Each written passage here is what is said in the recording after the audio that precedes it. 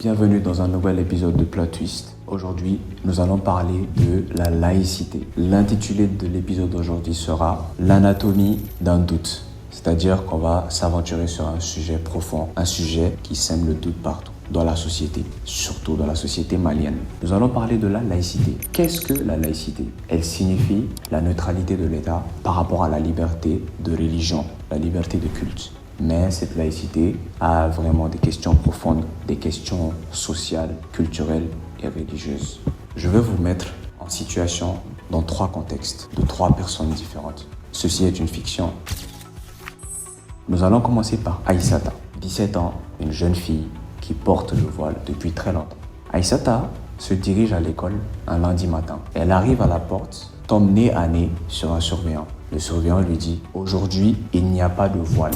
L'établissement n'accepte pas cela. C'est une consigne de l'État. Nous sommes dans un État laïque. » Aïssata, surprise, elle dit qu'elle porte le voile. Ça fait plusieurs années, elle n'avait jamais eu de problème. Et là, elle appelle sa mère.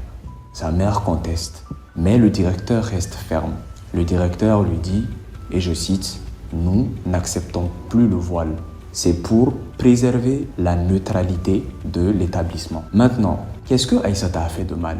Aïssata, elle pensait juste qu'elle exprimait sa religion, sa foi librement, sans pour autant empiéter à la liberté d'autrui.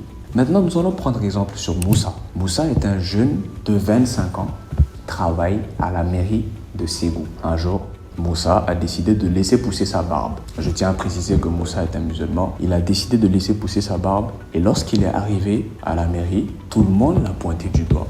Tout le monde l'a considéré de radical. Certains sont même allés à lui dire « Moussa, tu veux islamiser notre mairie ?» Moussa, qui était confus, qui était étonné de ces propos-là, ne savait plus quoi dire. Moussa s'est senti marginalisé et ce n'était pas des personnes autrui ou des personnes qui sont pas de sa religion, ce sont des musulmans. Et ils ont dit que Moussa, nous sommes dans un État laïque, tu ne peux pas te permettre de venir islamiser notre mairie, juste parce que Moussa a laissé pousser sa barbe. Maintenant, qu'est-ce que Moussa a fait de mal? Moussa n'a juste fait que pratiquer sa religion, il n'a pas atteint la liberté d'autrui. Maintenant, nous allons prendre exemple sur David. David est un enseignant-chercheur qui travaille à l'université de Sikasso. David avait prévu d'aller à la fête religieuse. Je tiens à préciser que David est un chrétien, bien sûr. Il voulait aller à la fête religieuse. Il a demandé la permission au directeur général de l'établissement. Ce dernier lui refuse sa demande et dit que l'école ou l'établissement ne permet plus ou ne tolère plus les exceptions concernant les fêtes religieuses et que ceci devrait cesser. Mais pourtant, il y a certains établissements dans cette même localité qui se cachent. Il faut préciser que David, il avait dit que sa fête se tenait un vendredi et qu'il voulait rejoindre sa famille. Mais il n'a pas eu gain de cause, soi-disant que les fêtes religieuses ne sont plus tolérées. Mais pourtant, dans la même localité, il y a certaines écoles qui permettent à certains étudiants musulmans d'aller à la prière de vendredi, la prière de Jumu'ah. C'est comme ça que les musulmans l'appellent. Et dans ce cas-là, on se pose vraiment la question de laïcité, elle est vraiment mise en jeu. Que faut-il faire? C'est vraiment un sujet délicat. Maintenant, nous allons revenir sur le cas du Mali en général. Que dit la loi, que dit les textes? La constitution malienne est ferme là-dessus depuis l'indépendance jusqu'à nos jours. Elle dit que la laïcité est une garantie par rapport à la religion. Elle dit que le Mali est indivisible et que la cohésion sociale, la liberté de culte doit rester. L'État ne doit entrer en aucun cas dans le favoritisme d'une religion vis-à-vis d'une autre. C'est un principe qui est ancré dans les lois, mais pas dans les mentalités. Ça reflète le problème qu'a reçu David aujourd'hui. David fait partie de la minorité. Nous savons que les musulmans sont majoritaires ici au Mali et les chrétiens sont minoritaires. Parfois, certains même arrivent à conclure que le Mali est un pays musulman, alors que non. Nous savons que le Mali est un pays laïque. C'est pour ça que nous remettons en question cette question de mentalité. Elle est ancrée dans les textes, mais pas dans l'esprit des citoyens. Parce que ceux qui sont majoritaires profitent de la situation minoritaire de certains. Ils font ce qu'ils veulent. Les leaders religieux ont cette influence politique sur les décisions de l'État. Certains, concernant la nouvelle constitution, ont même fait polémique, ont même fait des débats sur la question de laïcité. À ce moment-là, c'est devenu une bombe à retardement parce que certains ont qualifié cette question de laïcité comme un favoritisme vis-à-vis des musulmans et que l'État est en train d'islamiser le pays et que les musulmans, ces décisions sont plus profitables aux musulmans.